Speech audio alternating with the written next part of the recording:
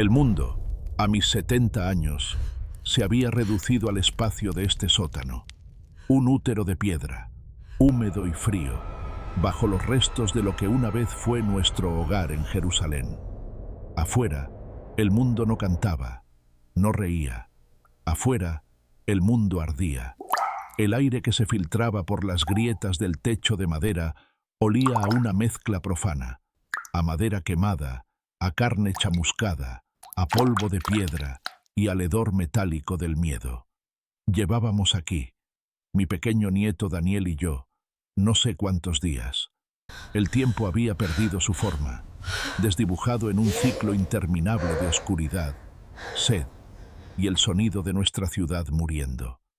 A veces, el silencio era lo más aterrador, un silencio tenso, pesado, que se rompía de repente por el estruendo de un muro que se derrumbaba, o el grito agudo y rápido de alguien cuya vida acababa de ser segada. Luego, el sonido más temido de todos, el ritmo marcial de las sandalias de los legionarios romanos sobre las losas de piedra, el ladrido de órdenes en un latín que no entendíamos pero cuyo significado conocíamos muy bien. Muerte, destrucción, el fin. Daniel, mi pequeño Daniel de apenas 7 años, se acurrucaba contra mi costado, temblando. Había intentado ser valiente. Durante los primeros días del asedio, aún conservaba la chispa de la infancia, pero ahora, sus grandes ojos oscuros, los mismos ojos de su padre, mi hijo, estaban vacíos de todo, excepto del terror. No había llorado en 2 días, un hecho que me asustaba más que cualquier grito. Yo lo abrazaba, mi cuerpo de anciana intentando ser un escudo inútil contra la caída de un imperio. Le tarareaba viejas canciones de cuna, las mismas que mi madre me cantaba, las mismas que yo le canté a mi propio hijo. Pero mi voz era un susurro ronco, y las melodías de paz sonaban como una mentira en medio de este infierno. De vez en cuando, me arrastraba hasta una pequeña grieta en la pared que daba a la calle. Desde allí, podía ver un fragmento de la pesadilla. El cielo ya no era azul, era de un color naranja rojizo enfermo, espeso por el humo que ascendía desde 1000 fuegos. Veía sombras correr, figuras desesperadas huyendo de otras figuras que avanzaban con la eficiencia brutal de las águilas romanas.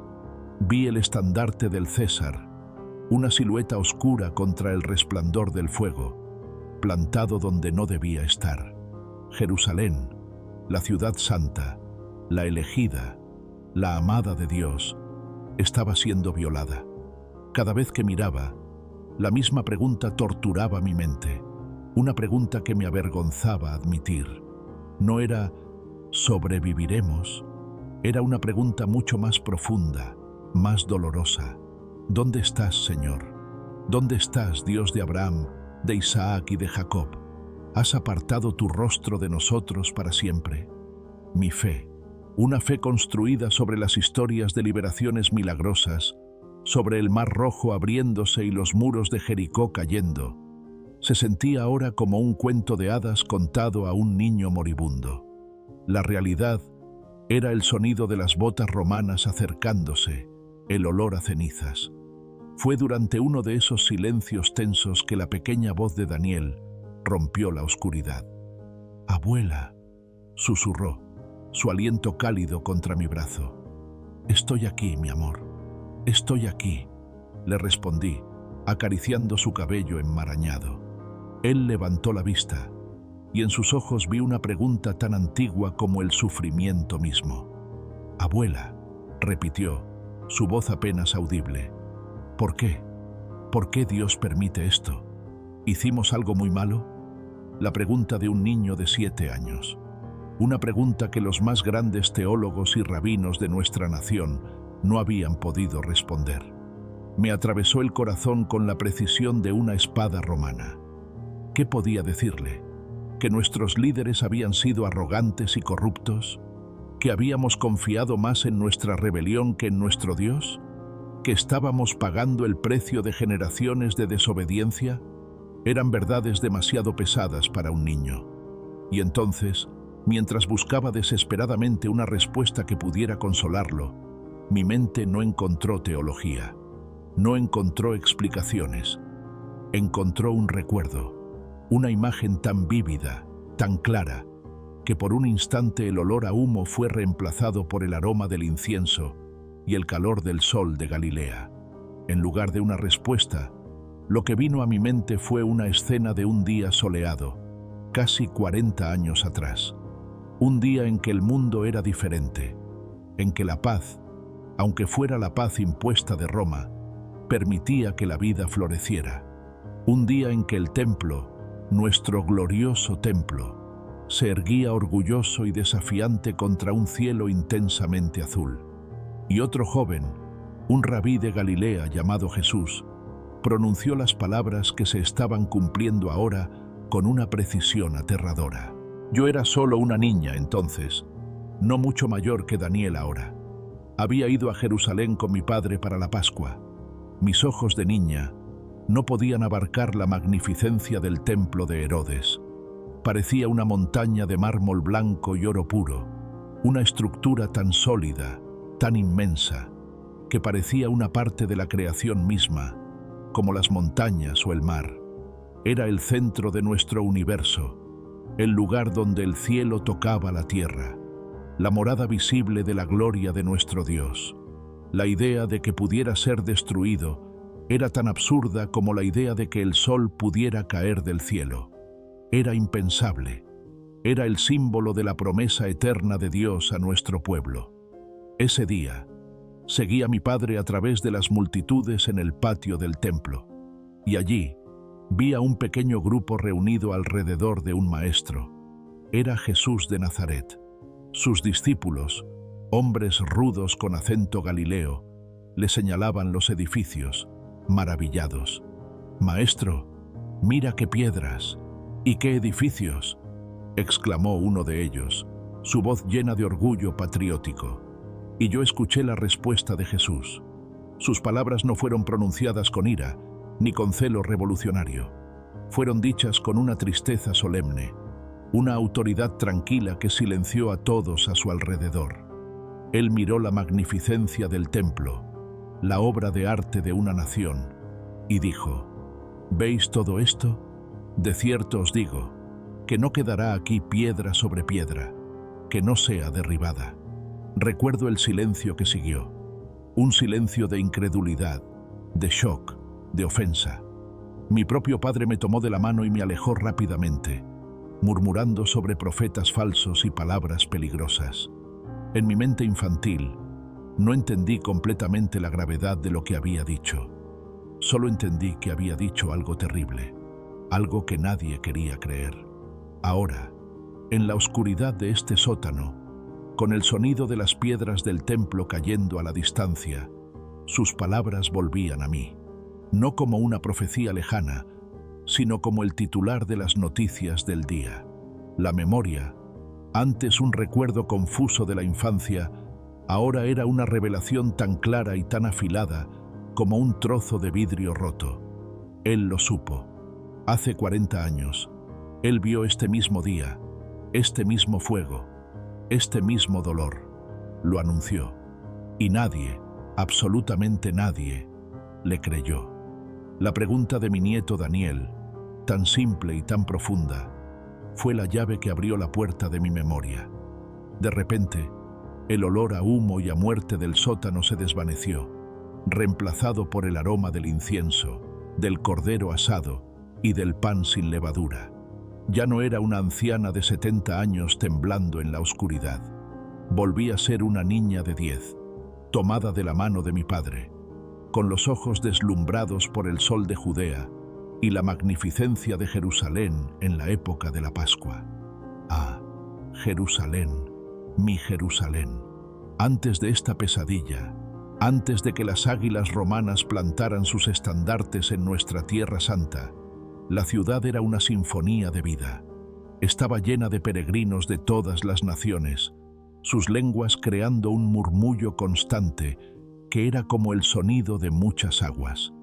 Y en el corazón de todo, como una novia adornada para su esposo, se alzaba el templo de Herodes. Ninguna palabra, ninguna descripción puede hacerle justicia. No era un edificio, era una montaña sagrada, una maravilla del mundo. Recuerdo cómo mi padre me levantó sobre sus hombros para que pudiera verlo por encima de la multitud. Sus muros estaban hechos de enormes bloques de mármol blanco, tan puros y tan brillantes que bajo el sol del mediodía dolía mirarlos directamente. Y en su fachada, planchas de oro macizo que atrapaban la luz del amanecer y del atardecer, haciendo que todo el complejo brillara como si el sol mismo hubiera descendido para habitar entre nosotros. Para una niña como yo, era un lugar de asombro sin fin. El patio de los gentiles, tan vasto y ruidoso, lleno de mercaderes y cambistas. La puerta hermosa, con sus intrincados relieves de bronce. El sonido de los cuernos de los levitas resonando en el aire. Y sobre todo, la sensación de estar en un lugar que era el centro del universo, el único punto en la tierra donde la gloria de Jehová habitaba de manera visible. El templo no era solo nuestra mayor obra de arquitectura, era el símbolo de nuestra identidad, de nuestro pacto, de la permanencia de las promesas de Dios. Era eterno, inquebrantable, o eso creíamos todos. Ese día en particular, mi padre me llevó a una zona del atrio exterior donde un rabino de Galilea estaba enseñando. Su nombre era Jesús. Se sentaba en los escalones y una pequeña multitud se reunía a su alrededor. No tenía la apariencia de un gran maestro del Sanedrín. Su túnica era simple, sus manos, las de un carpintero. Pero había una autoridad en su calma, una profundidad en su mirada que cautivaba. Sus propios discípulos, hombres de aspecto rudo, pescadores en su mayoría, miraban el templo con el mismo asombro que yo. Estaban claramente impresionados por la grandeza de la capital. Uno de ellos, incapaz de contener su orgullo, se acercó a Jesús y le dijo, señalando las enormes estructuras a nuestro alrededor: «Maestro, mira qué piedras y qué edificios». Era una exclamación de admiración, una expresión del asombro que todos sentíamos. Esperábamos que él asintiera, que compartiera nuestro orgullo por la magnificencia de la casa de Dios. Pero la reacción de Jesús nos dejó a todos helados.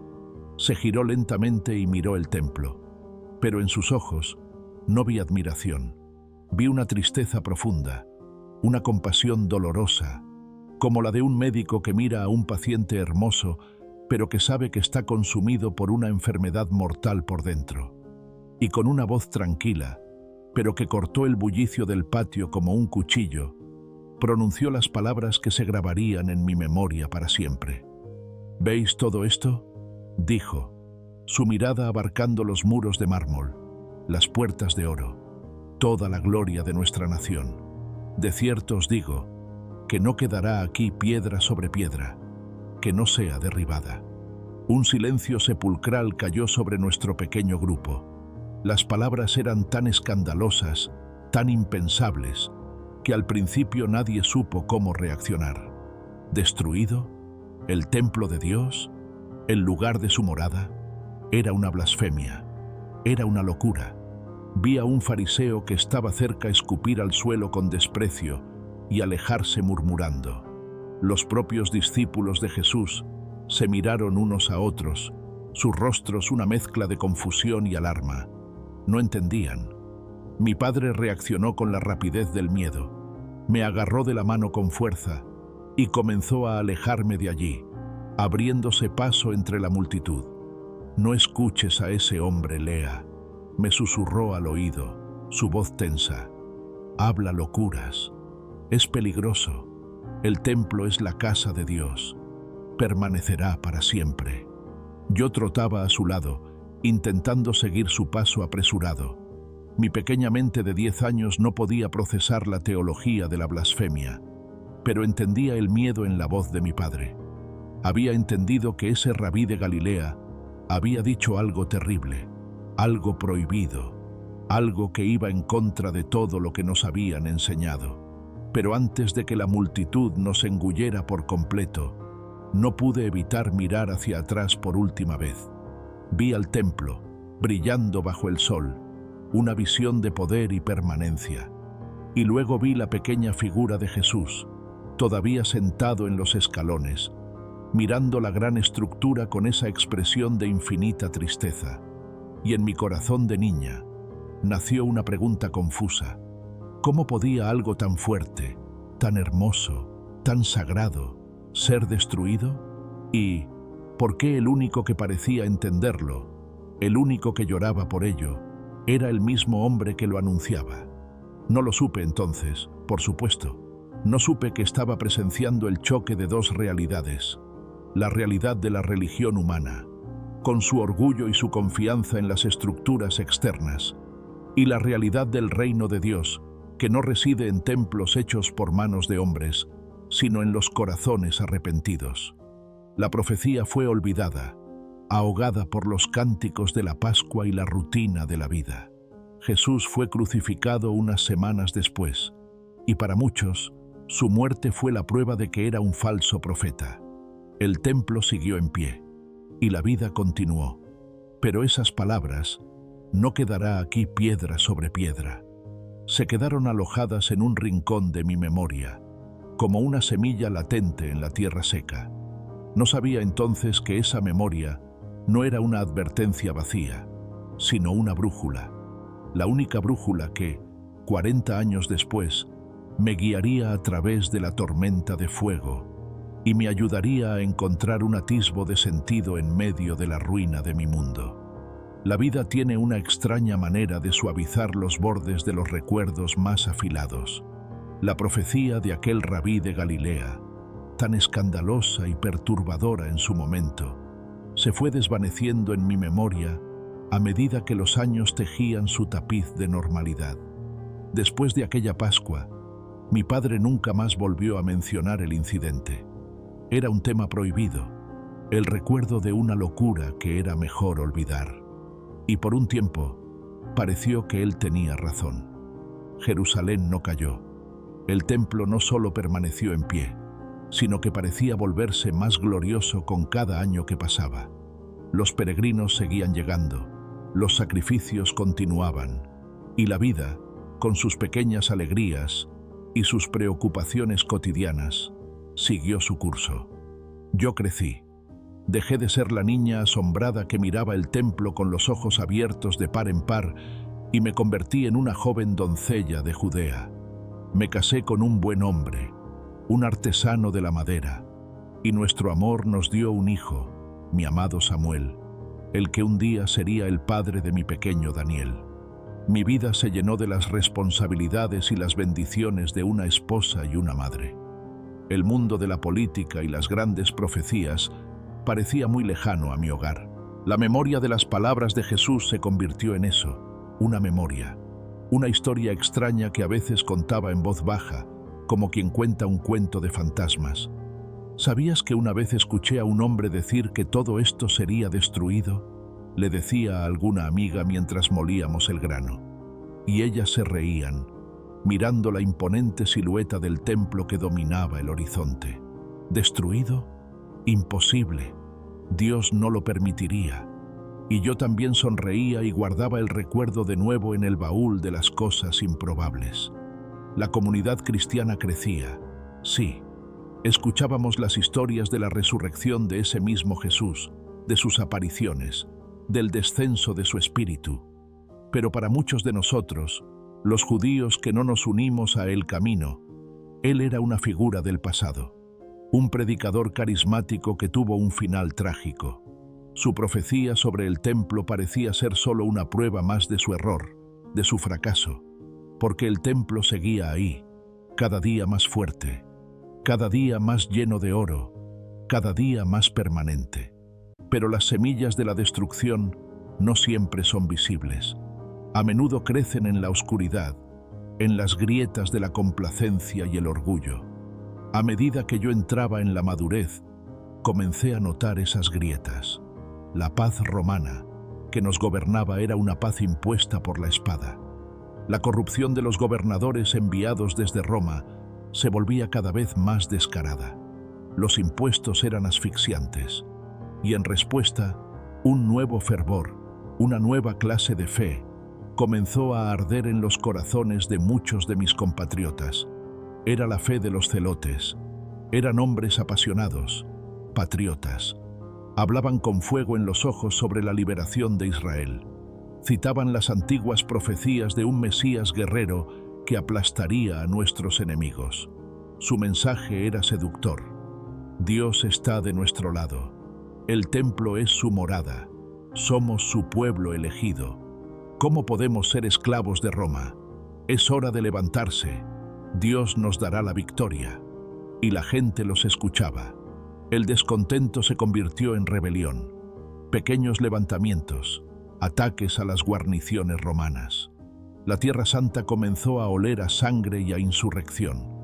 Y fue entonces, al escuchar sus discursos apasionados en las plazas, que el recuerdo de las palabras de Jesús comenzó a volver a mí, no como una historia infantil, sino como un escalofrío en la espalda. Un día, en el mercado, escuché a un líder celote arengando a la multitud. «No temáis a sus legiones», gritaba. «Confían en sus espadas y sus águilas de bronce, pero nosotros confiamos en Jehová de los ejércitos, cuyo trono está en el templo. Mientras el templo esté en pie, Jerusalén no puede caer». La multitud rugió en aprobación, pero yo sentí un miedo profundo. Su confianza no estaba realmente en Dios, estaba en el edificio de piedra y oro. Estaban cometiendo el mismo error que nuestros antepasados: confundir el símbolo con la realidad, la casa con el dueño de la casa. Y la voz de Jesús resonó en mi mente después de casi 40 años, tan clara como el día en que la escuché. No quedará aquí piedra sobre piedra. Comencé a ver las señales de las que él también había hablado ese día. Falsos profetas que surgían en cada esquina, prometiendo victorias milagrosas. Guerras y rumores de guerras en las provincias cercanas. Una falta de amor, una traición entre hermanos, a medida que diferentes facciones judías luchaban entre sí por el poder dentro de la ciudad. El mundo que yo conocía se estaba desmoronando, exactamente como él había dicho. Intenté hablar con mi hijo, Samuel. Él, como muchos jóvenes de su generación, se sentía atraído por el fervor patriótico. «Madre, debemos luchar», me dijo un día, sus ojos brillando. «Es la voluntad de Dios que seamos libres. Él protegerá su ciudad y su templo». «Pero Samuel», le respondí, mi voz temblorosa, «yo escuché al rabí de Nazaret, hace muchos años. Él dijo que el templo sería destruido». Mi hijo me miró con una mezcla de lástima y frustración. «Madre, ese hombre fue ejecutado por Roma como un criminal hace casi 40 años. ¿Por qué sigues escuchando las palabras de un profeta fallido? Confía en los sacerdotes, confía en los líderes de nuestro pueblo.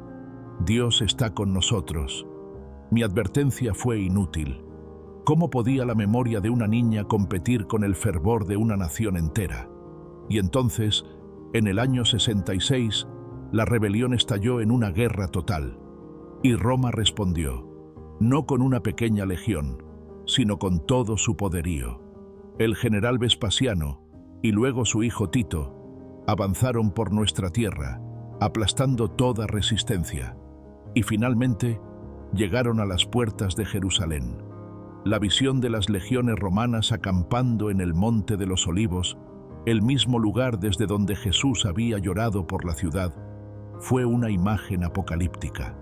Decenas de miles de soldados, un mar de acero y estandartes con el águila imperial, rodearon la ciudad santa justo antes de la Pascua, atrapando a cientos de miles de peregrinos dentro de nuestros muros. Las puertas de la ciudad se cerraron y el asedio comenzó. Al principio, hubo una especie de euforia desafiante dentro de los muros. Los líderes celotes nos aseguraban que era la batalla final, que Dios intervendría milagrosamente. Pero los días se convirtieron en semanas, y las semanas en meses, y el milagro no llegó. Lo que llegó fue el hambre, un hambre terrible, inhumana. Vi a vecinos pelear por una corteza de pan. Vi a los ricos pagar una fortuna por un puñado de grano podrido. Vi a los niños llorar, sus vientres hinchados, sus ojos vacíos. Y vi la locura. Las facciones judías, en lugar de unirse contra el enemigo común, comenzaron a luchar entre sí dentro de la ciudad, matándose unos a otros por el control de los últimos almacenes de comida. La ciudad santa se devoraba a sí misma. Desde la azotea de nuestra casa podía ver las máquinas de asedio romanas, como bestias monstruosas, acercándose cada día más a nuestros muros.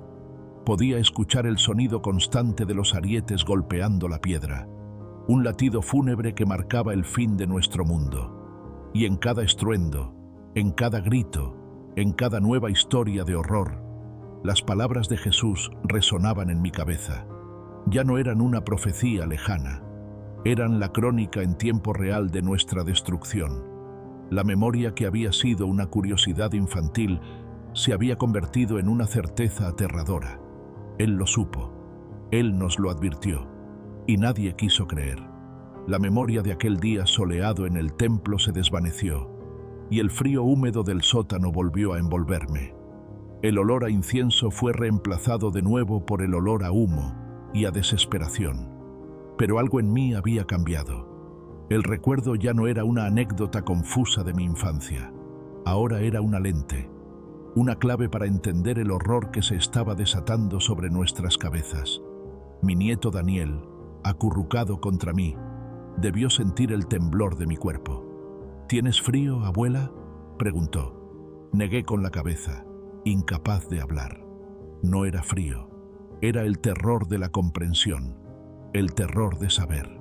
Afuera, los sonidos de la batalla final por el monte del templo habían alcanzado un crescendo febril.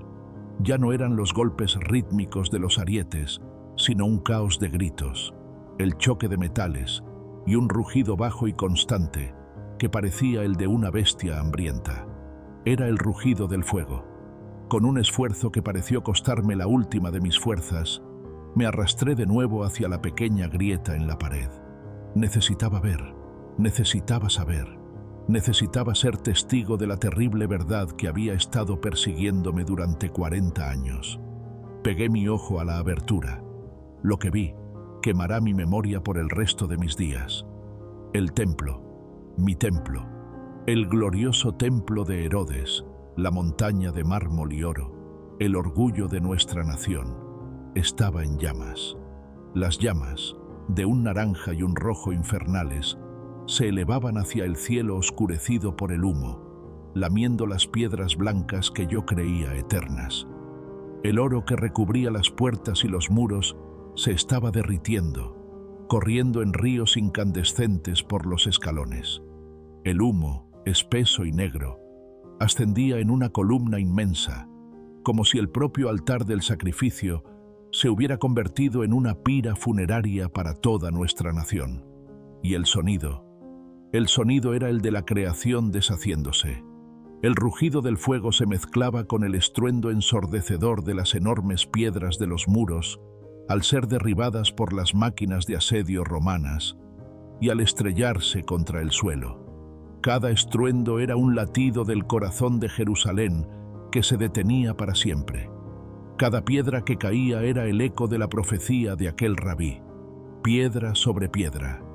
Vi a los legionarios romanos, sus siluetas negras recortadas contra el fuego, moviéndose con una eficiencia brutal. Vi a mis compatriotas, los valientes pero necios celotes, luchando y muriendo en los patios del templo. Vi a mujeres corriendo, gritando, buscando a sus hijos en medio del caos. Y mientras observaba esta escena apocalíptica, todo el enojo, toda la confusión que había sentido hacia aquel rabí de Galilea durante tantos años se disolvió y fue reemplazado por un sentimiento nuevo y abrumador, un temor reverencial, un temor sagrado. Él lo supo, no lo predijo, lo supo. Vio este mismo día, este mismo fuego, este mismo dolor, con una claridad que nadie más poseía. Sus palabras no habían sido una locura, no habían sido una blasfemia, habían sido la verdad más terrible y más precisa que jamás se había pronunciado en esta ciudad. Cada palabra, cada sílaba. No quedará aquí piedra sobre piedra que no sea derribada. Verdad. Mi mente, en un instante de claridad dolorosa, conectó los puntos. Si él tuvo razón sobre esto, sobre esta destrucción que todos consideraban imposible, ¿en qué más tuvo razón? Si su palabra sobre el juicio era tan literalmente cierta, ¿no sería también cierta su palabra sobre la salvación? Si la advertencia fue real, ¿no sería también real la promesa? De repente, recordé otras cosas que él había dicho, cosas que mi padre había despreciado, que los sacerdotes habían ridiculizado. Habló de su propia muerte y de su resurrección al tercer día. Habló de un reino que no era de este mundo, un reino que no podía ser destruido por ejércitos romanos. Habló de una vida eterna, una vida que el fuego no podía consumir y que la tumba no podía contener. En ese momento, acurrucada en un sótano mientras mi mundo se convertía en cenizas, mi fe no murió. Al contrario, nació de nuevo. Fue una fe forjada en el fuego del juicio cumplido. Una fe que ya no se basaba en la magnificencia de un templo de piedra, sino en la fiabilidad absoluta de la palabra de un hombre que vio el fin desde el principio. Sentí que la mano de Daniel tiraba de mi vestido. «Abuela», susurró de nuevo, su voz temblando. «¿Dios nos ha abandonado?» Me giré hacia él. Mi propio miedo se había ido, reemplazado por una nueva y solemne certeza. Lo atraje hacia mí y lo abracé con fuerza, mi boca junto a su oído para que pudiera escucharme por encima del estruendo. «No, mi pequeño Daniel», le dije, y mi propia voz sonó firme, clara, llena de una convicción que no sabía que poseía. «No nos ha abandonado. Él está aquí». Lo aparté un poco para que pudiera ver mi rostro. «Hace mucho tiempo, cuando yo era una niña como tú, un hombre santo, un verdadero profeta de Dios, vio este mismo día y nos lo advirtió. Nos dijo que todo esto, este hermoso templo de piedra, sería destruido. Nadie le creyó. Pensamos que estaba loco. Pero tenía razón. Los ojos de Daniel se abrieron de par en par. Y si él tuvo razón sobre esta destrucción tan terrible, mi niño», continué, mi voz ahora llena de una nueva y extraña esperanza, «entonces también debe tener razón sobre todo lo demás que prometió». «¿Qué prometió, abuela?» «Prometió un nuevo templo, uno que no está hecho de piedras que puedan caer, sino uno construido en nuestros corazones. Prometió una resurrección, una vida que este fuego no puede tocar. Prometió un reino que durará para siempre. Nuestra esperanza, Daniel, nunca estuvo realmente en esas piedras que ahora se derrumban. Nuestra verdadera esperanza siempre estuvo y siempre estará en él». Lo abracé de nuevo, y en la oscuridad de nuestro refugio, mientras la gloriosa ciudad de David ardía hasta los cimientos, comencé a rezar. Pero era una oración diferente. No pedía la liberación de los romanos, no pedía la restauración del templo, pedía la sabiduría para entender y la fe para creer en ese otro reino, el que no se puede ver, el que no se puede destruir. No sé qué nos deparará el mañana, no sé si saldremos de este sótano con vida, pero sé esto: he sido testigo del cumplimiento de la profecía más terrible, y por eso, y solo por eso, ahora puedo creer en la promesa más gloriosa. La última piedra del templo puede que esté a punto de caer, pero la primera piedra de mi nueva fe acaba de ser colocada, y esta vez sé que está construida sobre la única roca que nunca, nunca podrá ser derribada.